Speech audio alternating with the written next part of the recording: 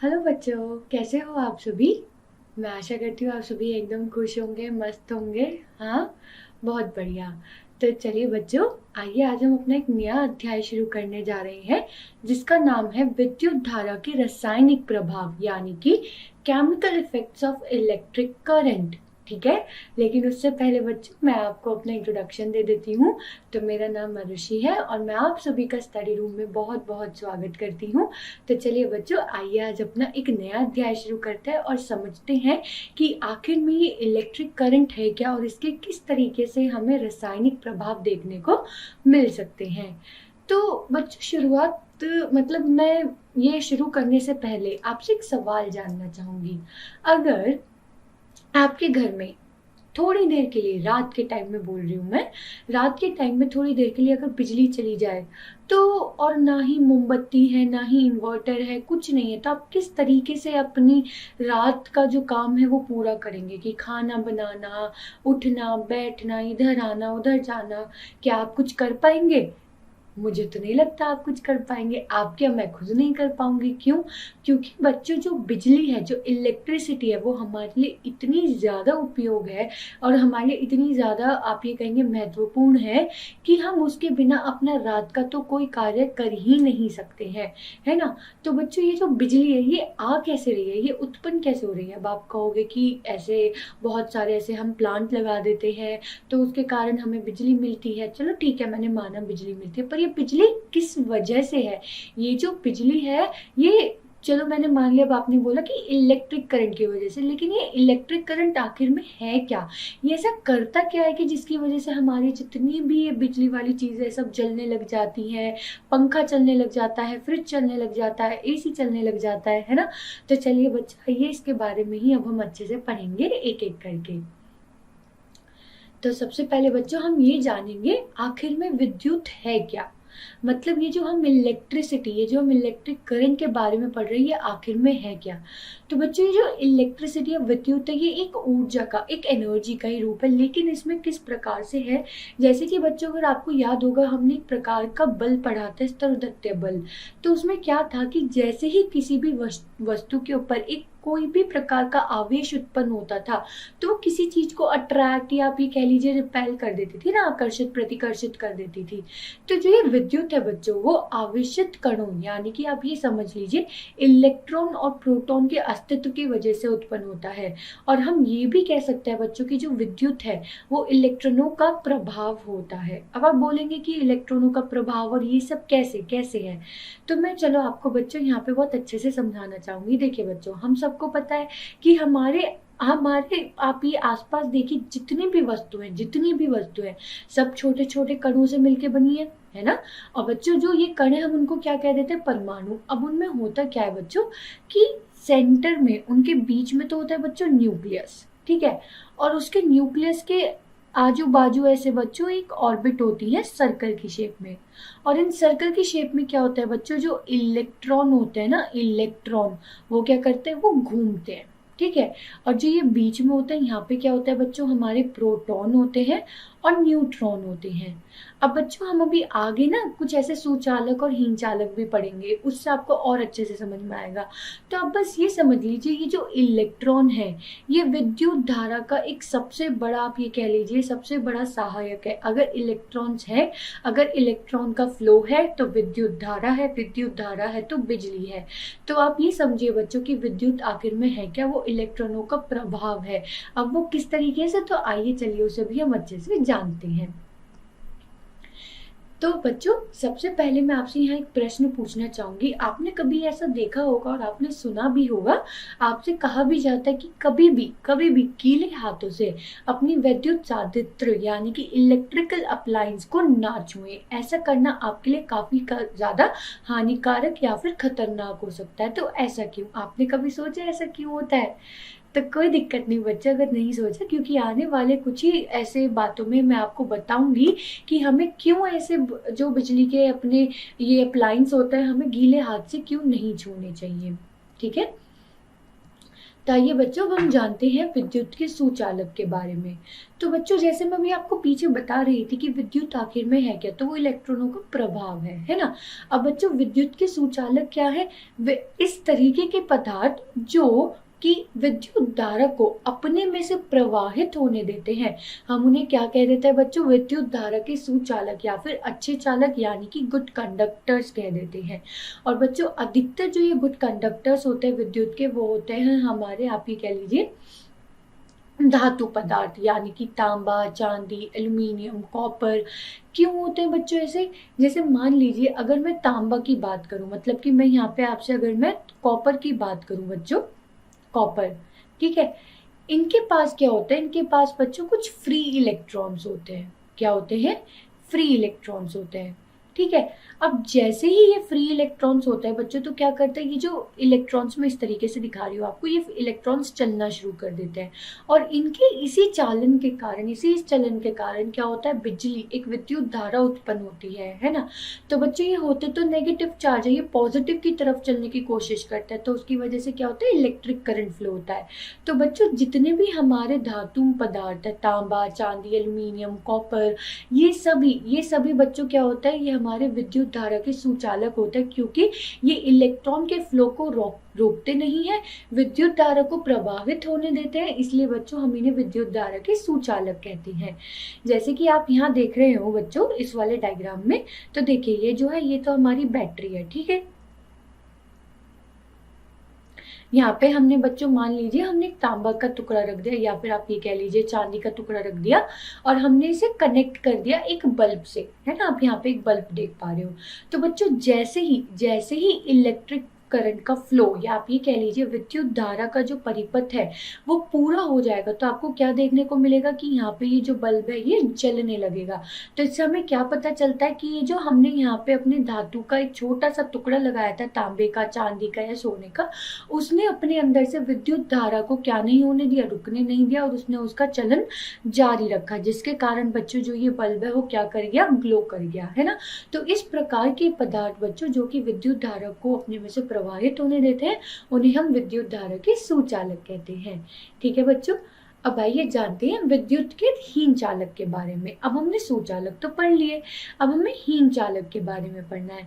चलिए बच्चों, इसे समझने के लिए मैं आपको एक बहुत ही आसान एक उदाहरण देती हूँ।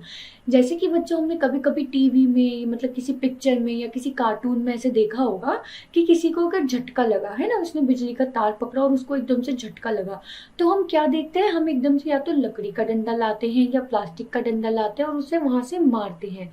तो हम ऐसा क्यों मारते हैं? एक तो बेचारे को बिजली का झटका लग रहा है और ऊपर से हम उसे मार रहे हैं, ये तो कोई बात नहीं हुई। तो बच्चों, ऐसा हम इसलिए मारते हैं ऐसे करके, जिससे कि हम उस व्यक्ति की क्या कर सके? जान बचा सके। क्यों? देखिए बच्चों, अगर व्यक्ति ने बिजली का तार पकड़ा हुआ है, तो आप ये कह सकते हैं कि जो मनुष्य शरीर है, मानव शरीर है, वो भी विद्युत धारा का ही सुचालक है। क्योंकि बच्चों, अगर विद्युत धारा हमारे अंदर फ्लो कर रही है, तभी तो हमें वो शॉक लग रहा है, तभी तो हमें ऐसे इलेक्ट्रिक शॉक लग रहा है, सही बात है ना। तो जैसे ही हम तार को पकड़े रहेंगे, तो क्या पता वो जो बिजली का झटका वो इतना तेज हो कि हमारी जान चली जाए, है ना, जो कि हमारे लिए सही नहीं है। तो ऐसा कि उस आपका और उस विद्युत धारा का फ्लो तोड़ने के लिए हम क्या करते हैं? हम लकड़ी या प्लास्टिक का यूज करते हैं। क्यों? क्योंकि बच्चों, ये जो पदार्थ है ये अपने में से विद्युत धारा को प्रभावित नहीं होने देते, ये हमारे विद्युत धारा के हीन चालक यानी कि आप ये कह लीजिए पुअर कंडक्टर्स होते हैं। तो जैसे ही कोई भी रबर, प्लास्टिक या फिर लकड़ी का एक आप टुकड़ा रखेंगे, तो वहां पे आपको विद्युत धारा चलती हुई नहीं दिखेगी, और आपको ये पता लग जाएगा कि वहां पे कोई भी इलेक्ट्रिक करंट नहीं है। जैसे कि आप इसमें भी देख रहे हो बच्चों, जैसे ही ग्लास का टुकड़ा आ जाता है तो बल्ब ग्लो करना बंद कर देता है, लेकिन जैसे ही स्टील का टुकड़ा आता है तो बल्ब जलने लग जाता है। वुड भी है, लकड़ी भी है, तो भी बल्ब नहीं जल रहा। कॉपर है, तांबा है, तो बल्ब जल रहा है। तो मतलब स्टील भी क्या है बच्चों? हमारे जो ऐसे धातु हैं उनसे ही तो मिलके बना है, आयरन से और ऐसे निकल से, ठीक है, वही तो स्टील होती है, आयरन और ऐसे कार्बन। तो बच्चों देखिए, अब जो ये हमारे सारे धातु हैं, तो धातु तो सुचालक है, इसलिए वो बल्ब को जला रहे हैं, लेकिन जो ये हमारे वुड है और ये सारी लकड़ी, प्लास्टिक है, ये क्या है बच्चों? ये हमारे धातु के हीन चालक होते हैं। तो जो पदार्थ अपने से होकर विद्युत धारा को आसानी से प्रवाहित प्रभावित नहीं होने देते वे विद्युत के हीन चालक यानी कि पुअर कंडक्टर्स होते हैं। तो मतलब बच्चों हमारे विद्युत के दो प्रकार के चालक है, सुचालक और हीन चालक। तो बच्चों मैं आशा करती हूँ आपको ये बात समझ में आई होगी, लेकिन आप अभी भी इस उसमें होंगे कि अभी हमारे पहले प्रश्न का हमें जवाब नहीं मिला, जो मैंने आपसे पूछा था कि हम गीले हाथ से कभी भी किसी भी इलेक्ट्रिकल अप्लायंस को क्यों ना छुएं। तो थोड़ा सा धैर्य रखिए, धीरे धीरे आपको अपने प्रश्न का जरूर उत्तर मिलेगा। ठीक है, तो चलिए बच्चों आइए अब हम जानते हैं और कुछ अच्छी चीजें इसी के बारे में। तो बच्चों दूसरा प्रश्न, संप्रेक्षित्र यानी कि टेस्टर यह तय करने में कैसे मदद करता है कि कोई पदार्थ विद्युत का अच्छा चालक है या विद्युत का हीन चालक है।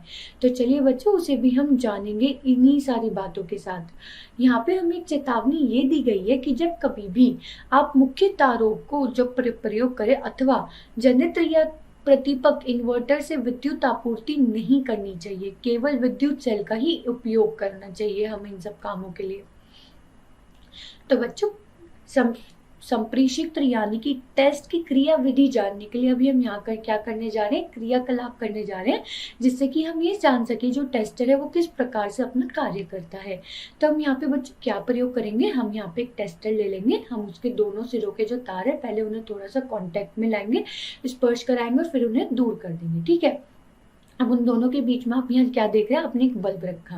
अब बच्चों जैसे ही हमने यहाँ पे ये जो तार है ये इस बल्ब से जोड़े तो क्या हुआ, जो विद्युत धारा है उसका जो परिपथ है वो बंद हो गया, उसका जो परिपथ है उसे पूरा मिल गया और जिसके कारण हमें यह बल्ब जलता हुआ दिखा, है ना। लेकिन बच्चों यहाँ पे खुला परिपथ है, यहाँ पे क्या हुआ कि विद्युत धारा ढंग से प्रवाह नहीं कर पाई और यहाँ पे बल्ब नहीं जला। तो इससे हम बच्चों क्या कह सकते हैं कि या तो जो हमारा टेस्टर है वो काम नहीं कर रहा है, या फिर बच्चों ये भी हो सकता है कि जो हमारा बल्ब है वो फ्यूज हो गया हो, है ना। तो बच्चों इसी तरीके से जो टेस्टर है उसका उपयोग हम करते हैं ये जानने के लिए कि हमारा जो बल्ब है या जो भी हमारे पास पदार्थ है, सुचालक है, हीन चालक है, वो किस प्रकार से काम करता है। अगर वो टेस्टर परिपथ पूरा कर दे तो मतलब कि हमारा बल्ब ग्लो कर रहा है, तो मतलब सब कुछ सही है। लेकिन अगर वो परिपथ खुला रह जाए, हमारा बल्ब ना ग्लो करे, तो बच्चों मतलब कि हमारे टेस्टर में कुछ कमी है, या फिर ये भी हो सकता है कि बल्ब फ्यूज हो। तो हमें यहाँ से क्या अवलोकन मिलता है कि बल्ब जलेगा इस वाले केस में, और हमें यहाँ से क्या निष्कर्ष मिलता है कि जो हमारा टेस्टर है, संप्रेषित्र है, काम कर रहा है। हम इसका उपयोग विभिन्न तरल पदार्थों का परीक्षण करने के लिए भी कर सकते हैं कि क्या जो तरल पदार्थ है वो भी विद्युत धारा का प्रवाह कर पाते हैं कि नहीं, हम ये भी जानने के लिए इसका टेस्टर का उपयोग कर सकते हैं। क्या द्रव विद्युत चालन करती है? तो चलिए बच्चों अब हम जानते हैं कि जो लिक्विड है, जो ऐसे हमारे तरल पदार्थ होते हैं, क्या वो भी विद्युत धारा का चालन करते हैं? तो बच्चों देखिए हमने यहाँ पे क्या करा, हमने एक मग्गा ले लिया या फिर एक बीकर ले लीजिए, इसमें हमने पानी भर दिया, पानी। ठीक है बच्चों, उसके बाद हमने क्या करा, हमने दो तार लिए, उनके सिरे ऐसे थोड़ी थोड़ी दूरी पे पानी में डुबोए। ठीक है, जिससे कि इन दोनों तारों के बीच में क्या हो, पानी हो। हमने उसे बैटरी से कनेक्ट किया, यहाँ हमने एक बल्ब लगा दिया। ठीक है, अब बच्चों जैसे ही बैटरी से कनेक्ट किया तो हमने क्या देखा कि बल्ब एकदम से जलने लगा है, ग्लो करने लगा। तो ऐसा कैसे हो सकता है बच्चों? ऐसा तभी पॉसिबल, ऐसा तभी हो सकता है जब जो यहाँ पे तरल पदार्थ है इन्होंने उस विद्युत धारा का जो परिपथ है वो पूरा किया होगा। अगर परिपथ पूरा हुआ है तभी तो बल्ब ग्लो करेगा, अगर परिपथ पूरा नहीं होगा तो बल्ब ग्लो करेगा ही नहीं। तो यहाँ से हमें क्या पता चलता है बच्चों कि जो हमारे द्रव पदार्थ, आप ये कह लीजिए जो तरल पदार्थ है, वो भी विद्युत धारा का चालन करने देते हैं। इसी कारण ही तो हमें बल्ब यहाँ पे जलता हुआ दिखेगा। तो बच्चों जब संप्रेक्षित्र के दोनों सिरों के बीच का द्रव अपने से विद्युत धारा को प्रभावित होने देता है तो टेस्टर का परिपथ पूरा हो जाता है, परिपथ में विद्युत धारा बहती है और यहाँ से हमारा जो बल्ब है वो जल उठता है।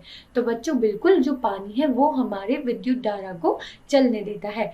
तो जरा सोचिए, अभी जो हम पहले प्रश्न पूछ रहे थे, क्या विद्युत धारा मतलब जैसा विद्युत धारा नहीं कि अगर आप गीले हाथों से किसी भी इलेक्ट्रिकल अप्लायंस को छूते हैं तो क्या आपको इलेक्ट्रिक शॉर्ट सर्किट, ऐसे इलेक्ट्रिक शॉक लग सकता है, क्या वो आपके लिए खतरनाक हो सकता है? तो बच्चों इसीलिए ही, क्योंकि जो पानी है वो विद्युत धारा का क्या है, वो एक सुचालक है। तो अगर आप गीले हाथों से किसी भी उसको छुएंगे, ऐसे इलेक्ट्रिकल अप्लायंस को, ये ऐसे नंगे तार को या ऐसे, तो आपको बहुत ज्यादा चांसेस है कि आपको वहां पे एक इलेक्ट्रिक शॉक लग जाए, और वो हमारे लिए काफी ज्यादा खतरनाक हो सकता है। तो अब आप समझ गए कि ऐसा क्यों नहीं करना चाहिए, तो आगे से अब बिल्कुल ऐसा नहीं करिएगा, है ना। क्या द्रव विद्युत चालन करती है? जब कोई द्रव विद्युत धारा को अपने से प्रवाहित होने नहीं देता तो उस टेस्टर का परिपथ पूरा नहीं हो पाता है और बल्ब दीप्त नहीं होता है। अगर कोई भी एक ऐसा आप ले लें बच्चों, ऐसा कोई द्रव पदार्थ ले लें जिससे कि जो विद्युत धारा है वो नहीं प्रवाहित हो पा रही है, तो ऑब्वियस सी बात है कि बल्ब ग्लो नहीं करेगा। आइए बच्चों, अब हम जानते हैं ऐसे ही किन्हीं तरल पदार्थ के बारे में जो कि विद्युत धारा का चालन नहीं होने देते। तो हम यहाँ पे क्रियाकलाप कर रहे हैं बच्चों। क्या नींबू का रस विद्युत का चालन करता है? तो चलो बच्चों आइए उसे जानते हैं। अब उसके लिए हम यहाँ क्या करेंगे, हम एक छोटा सा प्रयोग करेंगे। प्रयोग में क्या करना है बच्चों, एक खाली, मतलब जैसे कोई बॉटल आपकी खराब हो गई हो तो उसका एक ढक्कन ले लीजिए। उस ढक्कन में क्या कीजिए, थोड़ा सा नींबू का रस लीजिए यहाँ पे, ठीक है।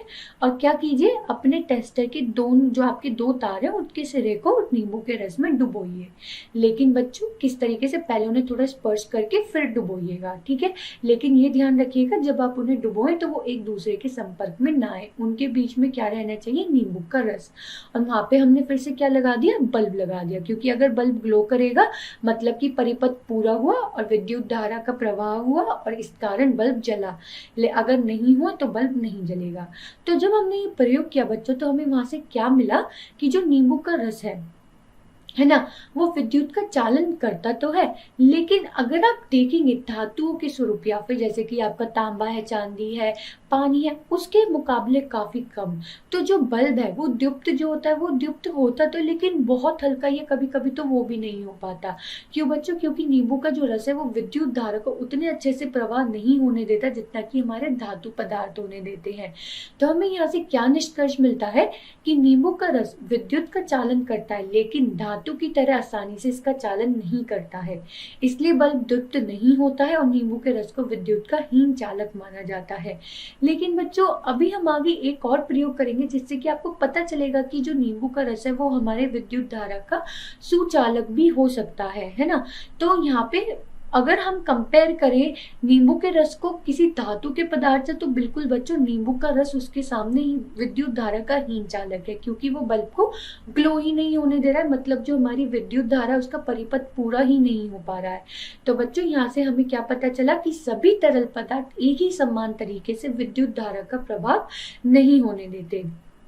ठीक है बच्चों, आइए अब हम जानते हैं बल्ब से विद्युत धारा प्रवाहित होने पर वह दीप्त क्यों होता है, ऐसा क्यों होता है।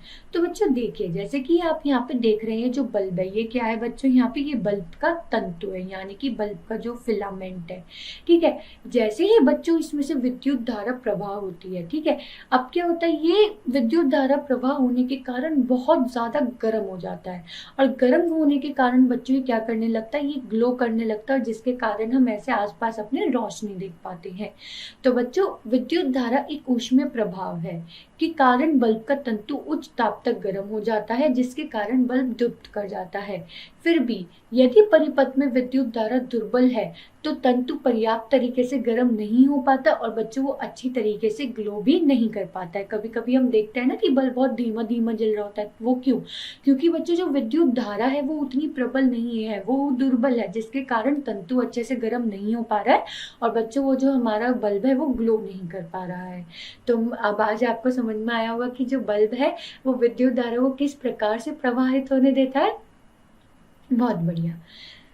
क्या हम कोई ऐसा अन्य संप्रेक्षित यानी कि टेस्टर बना सकते हैं जो दुर्बल धारा को भी संसूचित कर सके, मतलब अगर बहुत ही मामूली से विद्युत धारा का प्रवाह हो रहा है तो क्या ऐसा कोई टेस्टर हम बना सकते हैं कि वो उसको भी संसूचित कर सके। तो ऐसा बिल्कुल कर सकते हैं बच्चों। ऐसा किसकी मदद से, जो विद्युत धारा है बच्चों उसके पास एक बहुत अच्छी बात है, जिसका मतलब है कि वो एक प्रभाव पैदा करता है। किस प्रकार का प्रभाव? चुंबकीय प्रभाव।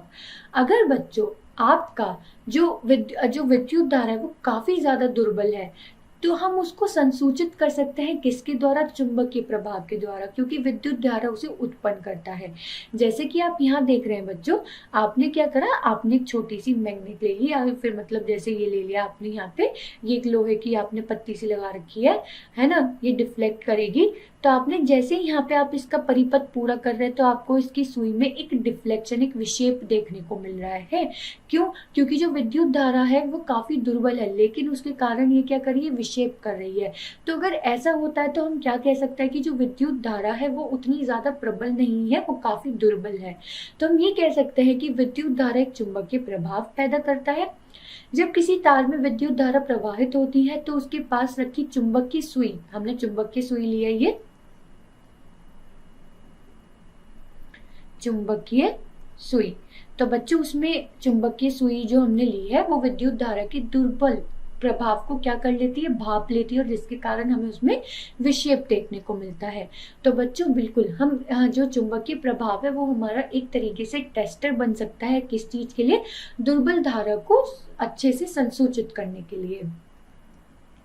क्रियाकलाप। विद्युत धारा के चुंबकीय प्रभाव का उपयोग करके संप्रेषित बनाना।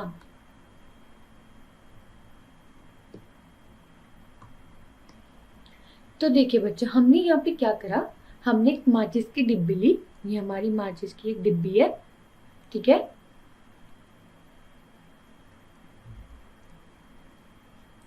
हमने इसमें क्या करा बच्चों, इसमें हमने एक चुंबक की सुई रख दी, ठीक है, और हमने इसे तार से लपेट दिया। ये तांबे का तार है, हमने इसके ऊपर कई बार 3-4 बार इसे लपेट दिया। फिर हमने इसे बैटरी से जोड़ा और हमने इसके दोनों सिरों को क्या करा, पानी में ऐसे डुबो दिया। और वही करना है बच्चों कि एक दूसरे के पास पास ना रखें, थोड़ी सी दूरी पर रखें। अब हमने क्या देखा बच्चों, जैसे ही विद्युत धारा का परिपथ पूरा हुआ, विद्युत धारा का वहां से प्रभाव हुआ, तो हमें वहां पे इस चुंबकीय सुई में एक विक्षेप, एक डिफ्लेक्शन देखने को मिला, ठीक है। तो यहाँ से हमें तो पता चल गया कि हाँ पानी तो सुचालक है ही, लेकिन बच्चों अगर मैं उस पानी की जगह नींबू का रस ले लूं तो भी बच्चों क्या होगा, जैसे कि हमने पीछे पढ़ा था कि जो नींबू का रस है वो विद्युत धारा का चालक प्रभाव तो होने देता है, लेकिन धातु के मुकाबले उतने अच्छे से नहीं।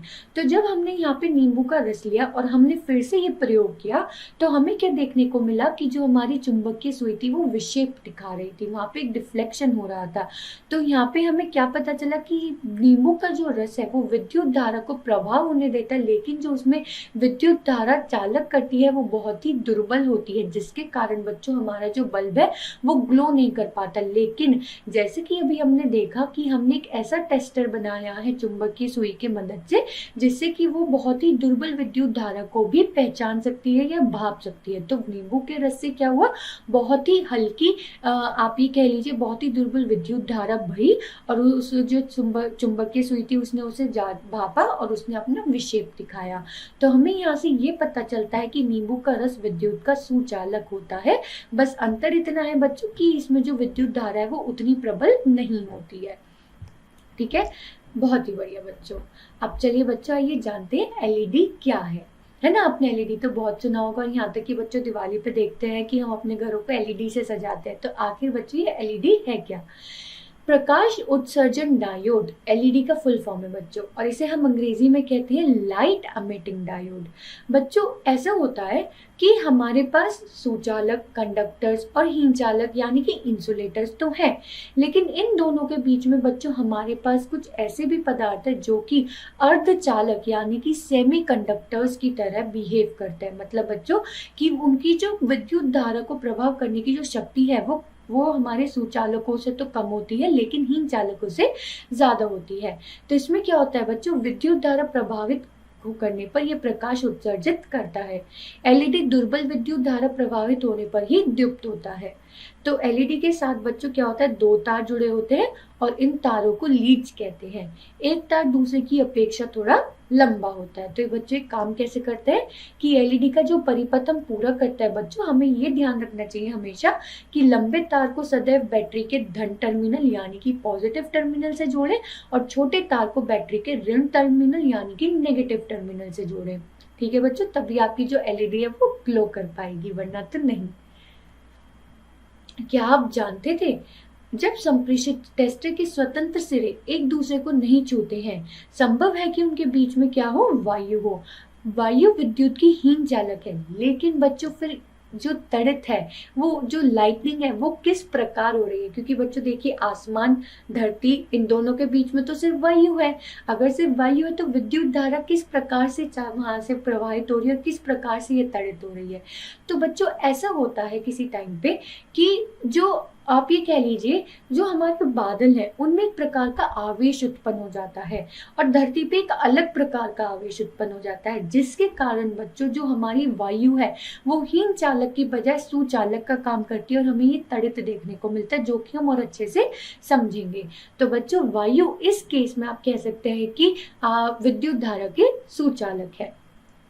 तीसरा प्रश्न बच्चों, पदार्थों को चालकों तथा विद्युत रोधियों इंसुलेटर्स के रूप में वर्गीकृत करने की अपेक्षा अच्छे चालकों, सुचालकों तथा हीन चालकों के रूप में वर्गीकृत करना बेहतर क्यों है। तो क्यों ऐसा है बच्चों, क्योंकि जो हमारे पास अधिकांश पदार्थ है बच्चों वो सब कैसे हैं, वो बच्चों धातु हैं और वो विशेष रूप से क्या करते हैं, विद्युत धारा का चालन करते हैं, इसलिए हम उन्हें सुचालक ही कहते हैं। तो बच्चों मैं आशा करती हूँ हम जितना भी अभी तक पढ़ रहे हैं आपको सब अच्छे से समझ में आ रहा होगा। बहुत बढ़िया बच्चों। तो चलिए बच्चों अब हम एक और अच्छी बात जानेंगे, और वो अच्छी बात क्या है तो चलिए उसे समझते हैं। हम यह क्रियाकलाप करने जा रहे हैं बच्चों ये जानने के लिए कि क्या जो आसुत जल डिस्टिल्ड वाटर भी के द्वारा भी हम विद्युत चालन होता है कि नहीं।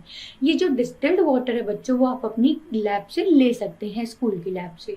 डिस्टिल्ड वाटर का मतलब है बच्चों कि उनमें कोई भी आयन नहीं है, आयन नहीं है, ठीक है।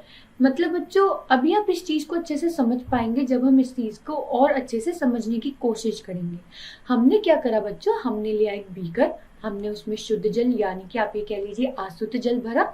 हमने इसी तरीके से बच्चों यहाँ पे तार डुबोए, बैटरी लगाई, बल्ब लगाया, और जब हमने परिपथ पूरा करने की कोशिश करी तो हमें क्या देखने को मिला कि जो हमारा बल्ब है वो जो बल्ब है वो दीप्त नहीं हुआ बच्चों। सही बात। ऐसा क्यों नहीं हुआ बच्चों, क्योंकि जो हमारा जल है उसमें बच्चों उपस्थित आयन ही नहीं है। बच्चों जल जो होता है उसमें जो हमारे आयन होते हैं वो विद्युत धारा का एक स्रोत होते हैं। अगर आप इस शुद्ध जल की जगह अपने नल का पानी ले लें तो बच्चों हमारे नल के पानी में अधिकतम स्वतंत्र आयन होते हैं, और आयन बच्चों दो तरीके के होते हैं, पॉजिटिव चार्ज और नेगेटिव चार्ज वाले। इन्हीं के कारण बच्चों, इन्हीं के ही कारण क्या होता है, जो विद्युत धारा है वो अपना चालन कर पाती है जल में, और इसी कारण जो बल्ब है वो उस टाइम पे क्या कर जाता है, वो दीप्त कर जाता है जब हमारा जल शुद्ध ना हो। तो बच्चों यहाँ से हमें क्या पता चला कि जो आसुत जल है, जो डिस्टिल्ड वाटर है, वो विद्युत धारा का सुचालक ना होकर हीन चालक है। लेकिन अगर वो जल शुद्ध नहीं है, वो आसुत जल नहीं है, वो नल का पानी है या ऐसे किसी भी आप ये कह लीजिए नदी का पानी है, तो वो जल जो है उसमें काफी मात्रा में आयन होते हैं, और वही आयन विद्युत धारा का जो चालन है वो पूरा करते हैं, और जिसके कारण जल में तार डुबोने के कारण हमारा बल्ब ग्लो कर जाता है। तो बच्चों जरूर समझिएगा, शुद्ध जल जो है वो हमारी विद्युत धारा का हीन चालक है, लेकिन जो हमारा जल है, जो हमारा अशुद्ध जल है, वो विद्युत धारा का सुचालक है। तो अवलोकन, संप्रेषित का बल्ब दीप्त नहीं होता है। जब आसुत जल में नमक घोला जाता है तो बल्ब दीप्त होता है। तो अगर आप उसमें नमक घोल देंगे तो वो दीप्त हो जाएगा। क्यों बच्चों, नमक क्या होता है, सोडियम क्लोराइड NaCl, है ना। NaCl किससे बने होते हैं बच्चों, Na+ आयन और Cl- आयन से। तो जब आयन्स आ जाएंगे तो उनमें क्या कर जाएगी, विद्युत धारा प्रवाह कर जाएगी, और बच्चों वो जो जल है वो अब शुद्ध जल ना होकर कैसा हो जाएगा, अशुद्ध जल हो जाएगा। तो हमें यहाँ से क्या निष्कर्ष मिलता है, जब हम आसुत जल में नमक घोलते हैं हमें नमक का घोल प्राप्त होता है, ये विद्युत का अच्छा चालक है, जबकि आसुत जल हीन चालक होता है। तो बच्चों आपको समझ में आई ये बात, बहुत बढ़िया। तो बच्चों आइए अब हम और कुछ अच्छी बातों के बारे में जानते हैं।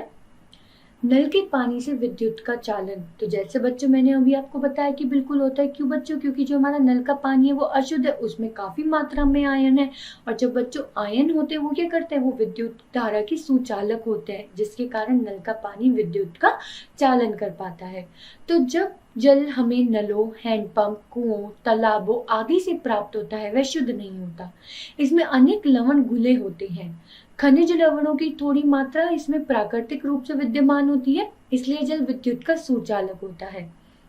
इसके विपरीत आसुत जल लवणों से मुक्त होते हैं, आयन होते ही नहीं है उनमें, जिसके कारण जो आसुत जल है वो हमारे विद्युत धारा का क्या है, हीन चालक है।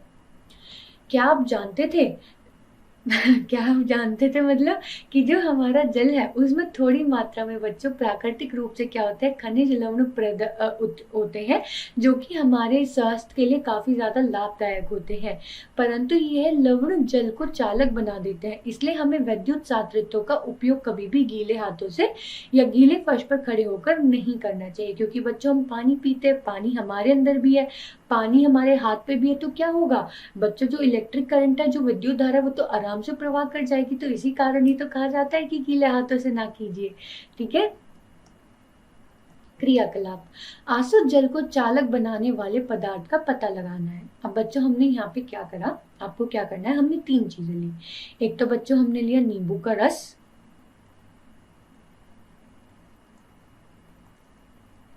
ठीक है। एक हमने लिया बच्चों कास्टिक सोडा, जो कि क्या होता है बच्चों, NaOH होता है।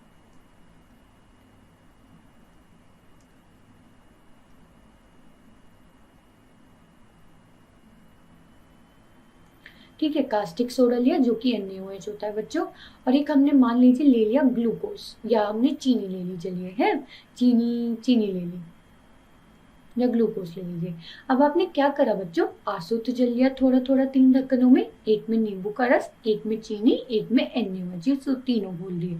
अब आपने एक एक करके सबसे जो विद्युत धारा है टेस्टर की मदद से सब में विद्युत धारा उत्पन्न कराने की कोशिश करी। अब हमें वहां पे क्या देखने को मिला कि नींबू के रस और NaOH के उसमें हमें क्या देखने को मिला कि वहां पे जो विद्युत धारा थी वो प्रवाह कर पाई, लेकिन चीनी के उसमें नहीं हुआ ऐसा। तो ऐसा क्यों नहीं हुआ बच्चों? अवलोकन, नींबू के रस और कास्टिक सोडा का घोल चुंबकीय सुई में विक्षेप दिखाता है। क्यों बच्चों? क्योंकि जो हमारा बल्ब जो हम यहाँ पे है वो हम यहाँ पे बल्ब का उपयोग नहीं कर पाएंगे, क्योंकि जो विद्युत धारा वो उतनी प्रबल नहीं है, वो दुर्बल है। इसलिए बच्चों हम यहाँ पे क्या करेंगे, हम चुंबकीय सुई की मदद लेंगे। तो जो नींबू का रस और जो कास्टिक सोडा है वो हमारे क्या करता है, वो उस चुंबकीय सुई में विक्षेप उत्पन्न करता है, जिससे हमें पता चलता है कि जो नींबू का रस है और जो कास्टिक सोडा है वो बच्चों क्या है, वो हमारे विद्युत धारा के सुचालक है। लेकिन चीनी के घोल में कोई भी विक्षेप नहीं देखने को मिलता। तो हमें यहाँ से क्या निष्कर्ष मिला बच्चों, विद्युत का चालन करने वाले अधिकांश द्रव अम्ल, क्षार और लवण के विलयन होते हैं। तो बच्चों जो हमारा नींबू का रस और ये कास्टिक सोडा है, ये सब क्या है, ये हमारे विद्युत धारा के सुचालक है। लेकिन जो चीनी का घोल है वो सुचालक नहीं, वो हीन चालक है, क्योंकि उसमें आपको कोई भी विक्षेप नहीं देखने को मिलेगा अगर आप चुंबकीय सुई रखते हैं। तो बच्चों देखिए, अभी तक हम क्या समझ पाए हैं कि जो विद्युत धारा है वो इलेक्ट्रॉन्स के कारण होती है। ठीक है, हमने देखा कि हीन चालक और सुचालक। हमने फिर ये भी देखा बच्चों की किस प्रकार के जो तरल पदार्थ है वो सुचालक है और हीन चालक है। तो हमें ये पता चला कि कुछ जैसे पानी, वो तो हमारे विद्युत धारा का काफी अच्छा सुचालक है, लेकिन नींबू का रस वो उतना अच्छा सुचालक नहीं है। और उस प्रकार के इन प्रकार के सुचालकों के लिए जिनमें जो विद्युत धारा है वो उतने अच्छे से प्रबल नहीं हो पाती, उनके लिए हम क्या करते हैं, उनके लिए हम चुंबकीय सुई का विक्षेप देखते हैं। एक ऐसा टेस्टर बनाते हैं कि अगर चुंबकीय सुई में विक्षेप आया तो वो हमारी विद्युत धारा का सुचालक है, वरना नहीं। तो बच्चों इसी क्रियाकलाप से आप ये सारी बातें अच्छे से समझ गए होंगे। बहुत ही बढ़िया बच्चों, मजा आ रहा है पढ़ने में, बहुत बढ़िया।